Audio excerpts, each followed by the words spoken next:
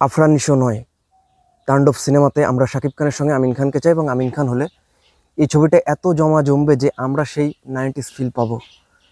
শূন্য দশকের শুরুর দিকে যখন এই জুটি একের পর এক আমাদের ঠেকাও মস্তান, হীরাচনী, পান্না, বিশ্ব বাটপার এরকম উত্তেজিত এরকম একের পর এক ডাইনামিক কম্বো আমাদের সামনে হাজির হয়েছিল, যেসব মাস অডিয়েন্সদের কাছে যেসব সিনেমা আজও চিরস্মরণীয়, আমরা এই ফিল পাবো। আজকে আমরা আফরান নিশো ভার্সেস আমিন খান, এই দুজনের আসলে কোনজন কে থাকলে এই তাণ্ডবে একটা ইফেক্ট ফেলবে। দেখেন, শাকিব খান তো এই লার্জ নাম্বার অফ একটা অডিয়েন্স আছে এবং শাকিব খানের সিনেমা হিট করার জন্য না তো আমিন খান না তো আফরান নিশো কারো এখানে নিডেড কোনো প্রয়োজন আছে। বাট আমরা যেহেতু সোশ্যাল মিডিয়ার সব জায়গায় আলোচনা চলছে যে নিশো নাকি আমিন খান, অনেকে বলছে দুজনকেও রাখা হবে। তো দুজনকে যদি রাখা হয় এখানে ক্যামিও আকারে এমনভাবে দুজনকে পোর্ট্রে করা হবে যেখানে কিন্তু শাকিব খানের সঙ্গে কেমিস্ট্রি না তো আমিন খানের ভালো জমার সুযোগ আছে না তো আফরান নিশোর সুযোগ আছে। তো আজকে এই দুজনের যদি একজনকে নিয়ে যদি রাখা হয় তাহলে সিনেমাটা এক্স্যাক্টলি কোন পর্যায়ে যাবে, আজকে আমরা এটা নিয়ে কিছু কথা বলবো।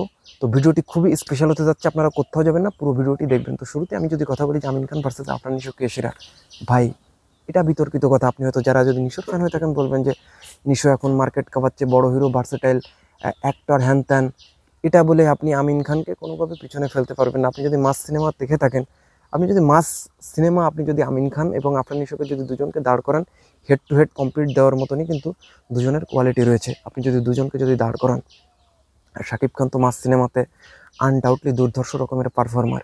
তো এই দুজনকে নিয়ে যে আমরা যদি কথা বলি যে আমিন খান ভার্সেস আফরান নিশো, তো আপনার আমিন খানের ব্যাক স্টোরি আপনার জেনে আসতে হবে, ওই পুরোনো দিনের ওইসব সিনেমা দেখতে হবে যেখানে তার ঝাঁঝালো ডায়লগ ডেলিভারি দিয়ে ভিলেনকে কাবু করছে এবং লুক, হাইট, গ্ল্যামার এখনও সে যে পরিমাণ ফিট, তো head to head complete definitely দিতে পারবে। অন্যদিকে আফরান নিশো বর্তমান সময়ে ডেফিনেটলি একটা বড় একটা ব্র্যান্ড এবং শাকিব খানের পরে ইনফ্যাক্ট যদি এখন বাংলাদেশে কোনো আর্টিস্টের নাম যদি নিতে হয় সেটা কিন্তু আফরান নিশোই। এবং আফরান নিশো ভার্সেস আমিন খান দুজন যখন একজন শাকিব খানের সঙ্গে দাঁড়াবে সিনেমাতে, তখন কিন্তু বড় পর্দায় পুরো কামাল কাট দিয়া পুরো কামাল হয়ে যাবে। এবং এই কামালটা আসলে কে বেশি করবে এটা যদি আমি বলি, তো দেখেন, শুরুতে আমি যে কথাটা বলবো যে আফরান নিশোকে শাকিব খানের অডিয়েন্সরা চাচ্ছে না, তারা বিভিন্ন জায়গায় সোশ্যাল মিডিয়ায় কমেন্টের পর কমেন্ট যে আমরা নিশো হলে বয়কট করে দেবো, আমরা এই সিনেমা দেখবো না, প্রেক্ষাগৃহে আমরা যাবো না।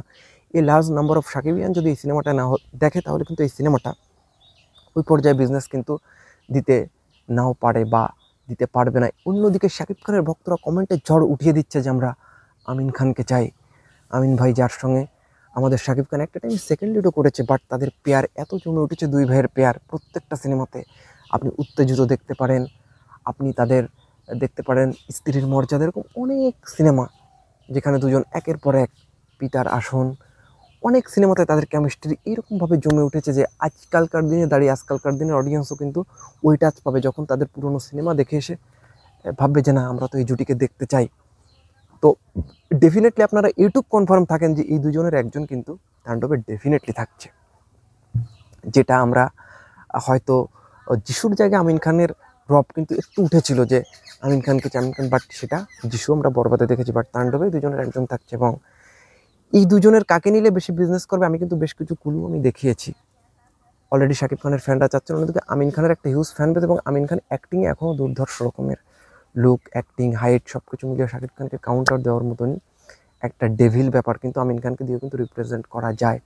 ওইদিকে আফরান নিশোর যতই ভালো কোয়ালিটি হোক, আমরা আমিন খানের সঙ্গে হেড টু হেড কম্পিট দেওয়ার মতো আর্টিস্ট সে, আমরা যদি সব কিছুই যদি আমরা দেখি কিন্তু তারপরে একটা কিন্তু থেকে যায়, কারণ ওই যে এই large number of Shakib Khan তারা এই ছবিটা একদমই দেখবে না যদি আফরান নিশো থাকে। এটা অলরেডি সোশ্যাল মিডিয়ায় ঝড় উঠে গিয়েছে এবং সেই ঝড়ের কারণে আমি এই কথা বলছি। তো সিনেমার বিজনেসের স্বার্থে, অডিয়েন্সদের মন রক্ষার্থে যদি আমরা চাই সবাই যে না আমিন খান এই ছবিতে থাকুক, হয়তো যদি শাকিব খানের সঙ্গে নিশোর একটা বোঝাপড়া হয় বা এই টিমের সঙ্গে সাকিবিয়ান্সদের একটা ভালো বোঝাপড়া হয়, তখন না হয় নিশোকে নিয়ে পরে কোনো সিনেমা করা যাবে। অন্তত বরবাদ নিয়ে মানুষের যখন হাইপ তুঙ্গে এবং এই এক মাস মানুষ বরবাদ নিয়ে কথা বলবে এবং মানুষের যেহেতু সেন্স অফ হিউমার, মানুষের যেহেতু এখন ফিলোসফি বরবাদ আপ টু তাণ্ডব, তো সেই জায়গায় আমার মনে হয় যে আমিন খানকে আসলে কাস্টিং দরকার। এবং আমিন খান বা আফরান নিশো অ্যাকশন সিনেমাতে কে সেরা, এটা পুরো এটা বিস্তর আলোচনা, এটা দুজন দুই ধারার।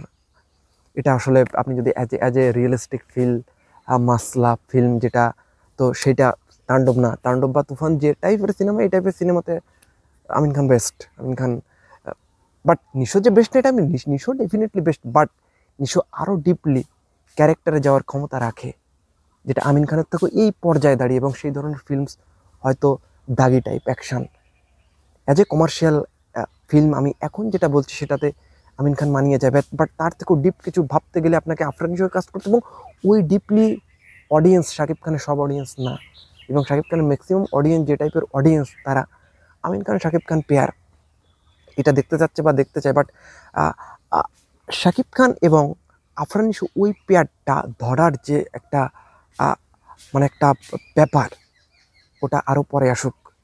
অন্তত এই ঝড়টা থেমে যাক, যে আমরা বয়কট আফরান নিশো, বরকট আফরান নিশো, এই ব্যাপারটাকে অডিয়েন্সদের ভিতর থেকে আগে চলে যাক, তারপরে এটা হোক, আমরা চাই এটা।